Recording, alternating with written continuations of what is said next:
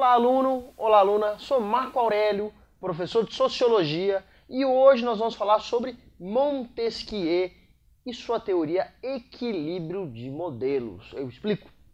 Montesquieu foi escritor e filósofo da corrente iluminista do século XVIII, autor da célebre obra política O Espírito das Leis.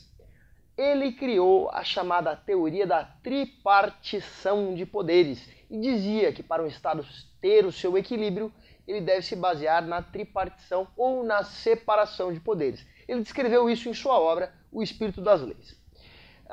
Ele procura encontrar o significado para a liberdade, foi daí que surgiu o estudo dele, como o direito de fazer tudo o que as leis permitem. É a chamada liberdade negativa, eu explico.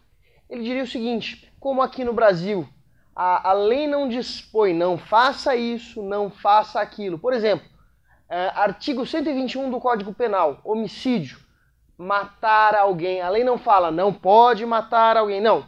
A lei explica lá, matar alguém, pena, reclusão, 12 a 30 anos, homicídio qualificado. Então temos lá a chamada liberdade negativa. Então, por exemplo, a lei não dispõe, é proibido tomar sol. Não, isso você não encontra na lei. Então daí ele encontrou a chamada liberdade, ou seja, como o direito de fazer tudo que as leis permitem. Assim, para ele, o governo tem por objeto esta liberdade, a busca por essa liberdade, onde o povo deve ser representado, tendo por características o quê? A separação de poderes. Com base nessa separação de poderes, haverá um equilíbrio. Assim, o seu objeto de verificação foi a Inglaterra. Na Inglaterra, ele previu a seguinte forma. Os poderes devem ser separados em legislativo, executivo e judiciário. Sendo o legislativo, qual que é o objeto dele? Formulação das leis. E era composta por duas casas. A primeira delas, a chamada Câmara Alta ou Câmara dos Lordes. Essa Câmara de você, aluno. Onde era formada por nobres, por pessoas do alto escalão.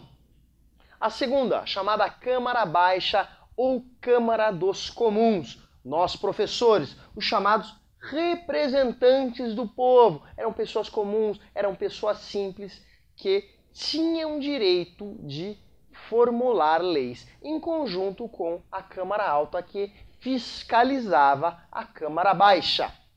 O segundo poder, chamado Poder Executivo, era exercido pelo monarca, ou seja, pelo rei, uma vez que exigia uma rapidez na decisão de ação. Ou seja, era necessário que apenas uma pessoa o detenha. Imagina uma decisão a ser tomada na Câmara. Quantas pessoas? Quantos votos? Não, não. A decisão basta a um único homem, ou seja, ao rei. Ele tem a função executiva, ele tem uma função decisória e administrativa.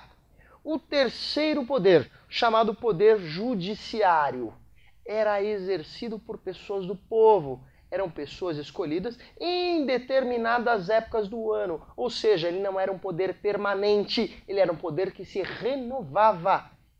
E que essas pessoas formavam um tribunal que permanecia ativo por determinada época e enquanto necessário. É um poder intérprete e aplicador das leis. Ou seja, o legislativo fazia as leis e o judiciário aplica essas leis. Com base nisso, nós temos, segundo Montesquieu, um equilíbrio de modelos. Assim, aluno, cuidado com essa expressão, teoria tripartite, que fala da tripartição de poderes, ela impede a acumulação de poderes. Ou seja, o sujeito ele não poderia fazer parte do legislativo e fazer parte de um tribunal. Ou ele fazia parte de um poder, ou ele fazia parte de outro, impedindo que se deixem nas mesmas funções ou mãos ou pessoas. Com isso, aluno, terminamos mais uma aula.